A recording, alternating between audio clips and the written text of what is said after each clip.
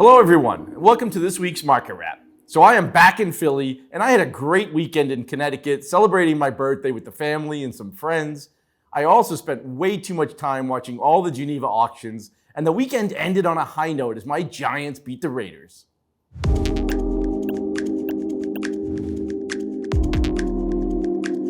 So 3 watches I love this week, and some really great pieces this week. Now the first one we're going to start with is an IWC Big Pilot, but the new not-so-big Pilot version. It's the 43mm blue dial on a bracelet. Love this design, it's classic. I love the size, it's a much more wearable piece. Now the second piece is a Czapek, a stainless steel automatic deep blue. Absolutely gorgeous movement, 99-piece limited edition, 40mm, interchangeable bracelet. This is just a piece you don't see very often. It's actually the first one I've had in my hands. It's absolutely gorgeous. And the last piece is one of the coolest Rolex introductions this year. It's the 128235 rose gold Eisenkiesel dial. Now this dial in person is absolutely gorgeous. Love the veins running through it, love the diamond markers. This is a piece that's not going to last very long.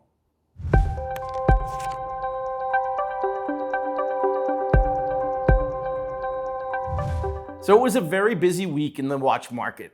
But let's start with the fun stuff. So the GPHG Awards happened last week. Now this is often called the Oscars for the watch business. And the big winner was Bulgari, which is great to see. They won the top award for their Octo Finissimo Perpetual. Max Buser won 2 awards, one for the artistic prize for the Legacy Machine Special Edition, and then again for the LMX. Just an amazing complication. I love Legacy Machines. Max did a great job on both of these. Great to see him get the recognition. Now, AP won the iconic category with what I think is one of the most iconic watches in the world, the 15202. This one, the green version. It was an obvious choice. And Bethune, one of our new favorite brands, won the tourbillon category with the Kind of Two Tourbillon. It was a great night for the industry and should definitely help some of these smaller brands. So on Saturday, we got to see the Only Watch auction. And as expected, some of the pieces we talked about last week really did go crazy. Now, the first piece we talked about was the AP 15202. This was the limited edition, one-of piece. Obviously, I thought it would do well. I did not think it would bring 3.4 million, but it was definitely well over my wildest expectations. The Moser Streamliner was another piece we talked about. Love that piece, love the combination, and this brought over 800,000, amazing result for a Moser. Now, one of the other pieces we spoke about was the Bethune Voutilanen collaboration. It brought 1.4 million, a lot of respect shown to both those great watchmakers. So one of the most interesting pieces in the sale was the FP Journe Coppola watch.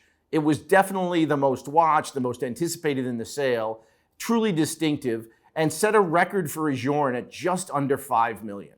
And then at the end, there was the Patek clock. Now, I knew Patek would go big, but the result at just over 10 million was just a great result. Overall, the auction was a huge success, a great testament to the industry, and also raising over $30 million for charity. Now, there were 4 other auctions that took place over the weekend, and the first one we're going to really focus on is Phillips. They bookended the Only Watch sale, with part 1 being on Friday and part 2 on Sunday, and there were some truly extraordinary results.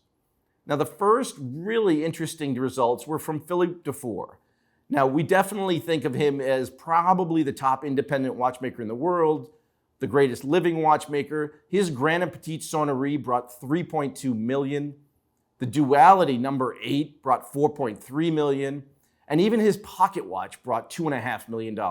Obviously, an incredible day for Mr. Dufour.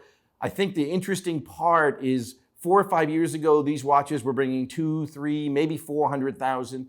They've gone to a whole new level. So the real shock of the day was lot number 53. It was an Omega Broad Arrow, the 2915-1, had a cool brown dial, but it brought 3.4 million. Yes, you heard that right, 3.4 million. Now, going into auction season, no one was talking about vintage Omega, but I'm sure they will be now.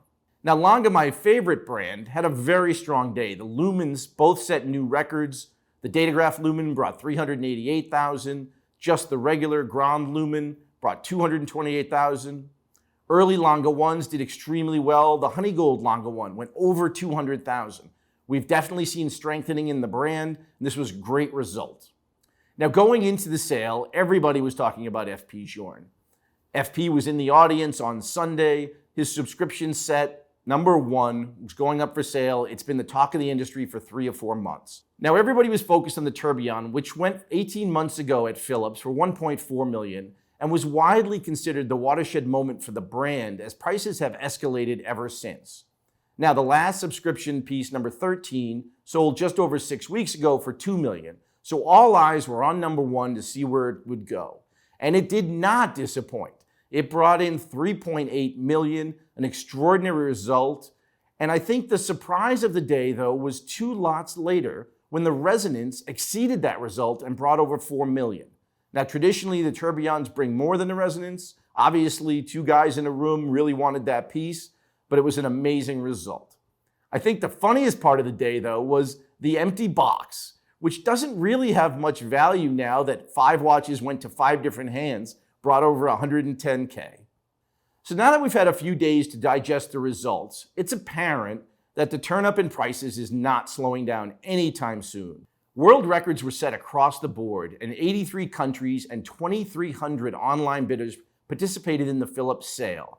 It's becoming more and more apparent that the market is booming globally as more money is coming into the market, as collectors are realizing huge profits from previous purchases. I expect the demand-driven inflation is here to stay for at least the next 1 to 2 years.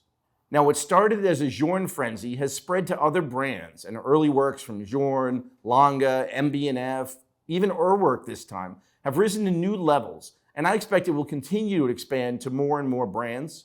Watches are now being considered by many as a new asset class, and people are not buying just what they love, but they're actually buying what they think will escalate in value.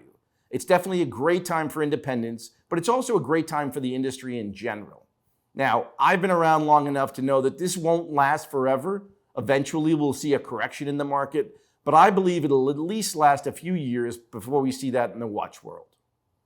Now, I'd like to take a moment to remind you that you can travel the world with Etihad Airways and WatchBox with exclusive discounts on flights for our WatchBox community.